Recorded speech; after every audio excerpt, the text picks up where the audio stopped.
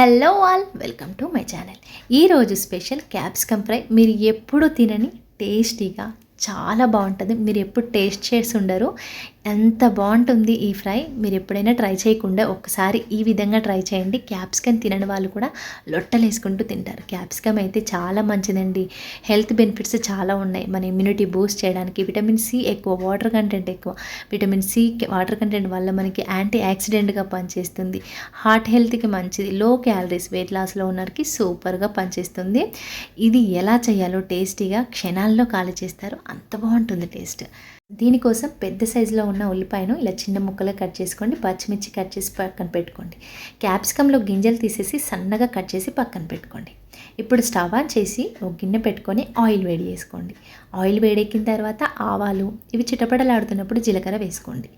అలాగే మనం ముందుగా కట్ చేసి పెట్టుకున్న పచ్చిమిర్చి ఒక 4 నుండి 5 వరకు వేసుకోండి.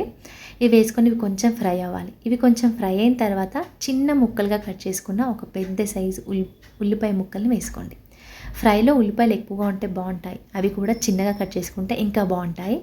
ఇలా వేసి కొంచెం సాల్ట్ వేసుకొని తొందరగా ఫ్రై అవ్వాలంటే సాల్ట్ వేసుకుంటే తొందరగా ఫ్రై అవుతాయి. ఈ స్టేజ్లోనే కరివేపాకు వేసుకోండి. నా దగ్గర లేదు కాబట్టి వేయలేదు, కానీ కరివేపాకు వేసుకుంటే టేస్ట్ చాలా బాగుంటుంది. మిస్ అవ్వకుండా వేసుకోండి. ఇలా వేసి మూత పెట్టి ఒక 2 నిమిషాలు వదిలేయండి. ఒక 2 నిమిషాల తర్వాత చూడండి, ఇంతవరకు ఫ్రై అయితే సరిపోతుంది. ఒకసారి ఇలా ఈవెన్గా కలుపుకోండి. కలుపుకున్న తర్వాత నేను ఇక్కడ ఫ్రెష్గా దంచుకున్న అల్లం వెల్లుల్లి పేస్ట్ వేసుకున్నాను. అల్లం వెల్లుల్లి పేస్ట్ వేసి ఇది పచ్చివాసన పోయేలాగా ఫ్రై చేసుకోవాలి. ఇలా కొంచెం ఫ్రై అయిన తర్వాత మనం ముందుగా కట్ చేసి పెట్టుకున్నాం కదా క్యాప్సికమ్ ముక్కల్ని వేసుకోండి. ఇవి చూసారు ఎంత సన్నగా ఉన్నాయో. సన్నగా కట్ చేసుకుంటే తొందరగా ఫ్రై అవుతాయి. ఫ్రై కోసం వాడుతున్నాం కాబట్టి మనకు ఎక్కువ ఫ్రై అవ్వాలంటే చిన్న ముక్కలుగా ఉంటే తొందరగా అయిపోతుంది. ఇప్పుడు ఇది ఈవెన్గా కలిపి కొంచెం ఉప్పు వేసుకొని కలుపుకోండి. ఉప్పు వేయడం వల్ల ఇందులో ఉన్న వాటర్ తొందరగా బయటకు వచ్చి తొందరగా మగ్గిపోతాయి ముక్కలు. ఇలా అంతా కలిపి మూత పెట్టుకొని ఒక 2 నిమిషాలు వదిలేయండి. మంట మీడియం ఫ్లేమ్లో పెట్టుకొని ఒక 2-3 నిమిషాల తర్వాత మూత ఒప్పేసేది చూసండి.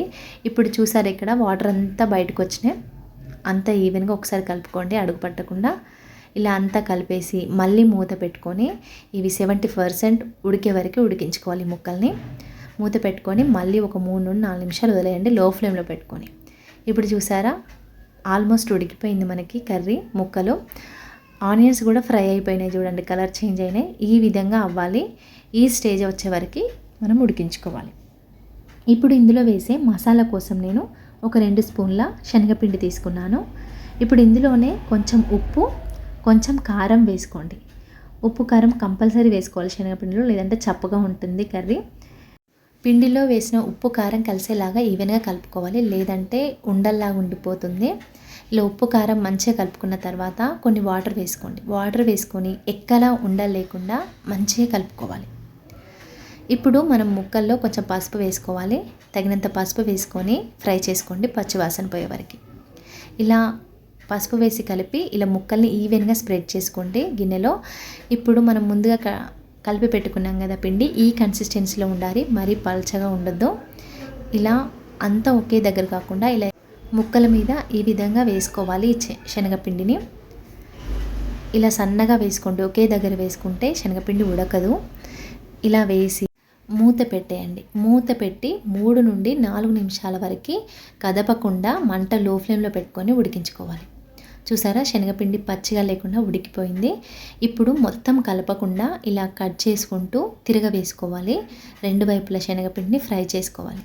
చూడండి ఈ విధంగా ఫ్రై అవ్వాలి. మనకి ఒక సైడు ఫ్రై అయింది కదా, 2 సైడ్ల ఇదే విధంగా ఫ్రై చేసుకోవాలి, లేదంటే పచ్చిగా ఉంటుంది శనగపిండి. కానీ మంట లో ఫ్లేమ్లో పెట్టుకొని ఫ్రై చేసుకోవాలి, లేదంటే మాడిపోతుంది.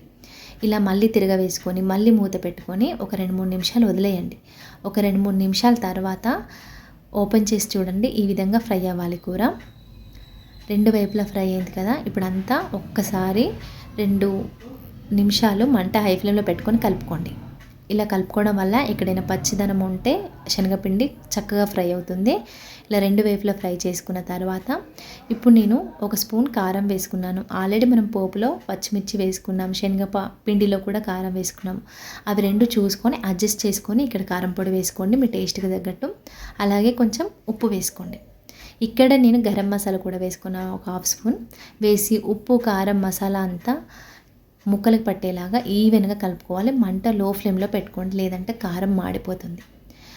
ఇదంతా కలిపి ఒక 2 నిమిషాలు మంట లో ఫ్లేమ్లో పెట్టి మూత పెట్టుకొని మగ్గించుకోవాలి. ఒక 2 నిమిషాల తర్వాత మూత ఓపెన్ చేసి ఈ విధంగా కలుపుకోండి. ఇలా కలిపి ఫైనల్గా కొంచెం కొత్తిమీర వేసుకోండి. కొత్తిమీర వేసి దింపేసుకోండి. అంతే, క్షణాల్లో కాలిపోయే సింపుల్గా టేస్టీగా ఉండే క్యాప్సికమ్ ఫ్రై రెడీ అయింది. మీకు నచ్చిందా? నచ్చితే లైక్ చేసి మీరు ట్రై చేసి మీకు ఎలా వచ్చిందో నాకు కామెంట్ సెక్షన్లో చెప్పండి. ఇది రైస్లోకి, చపాతీలోకి, ఎందులోకైనా చాలా బాగుంటుంది. మీకు నచ్చితే మరిన్ని వీడియోస్ కోసం నా ఛానల్ని సబ్స్క్రైబ్ చేసుకోండి. Thank you for watching.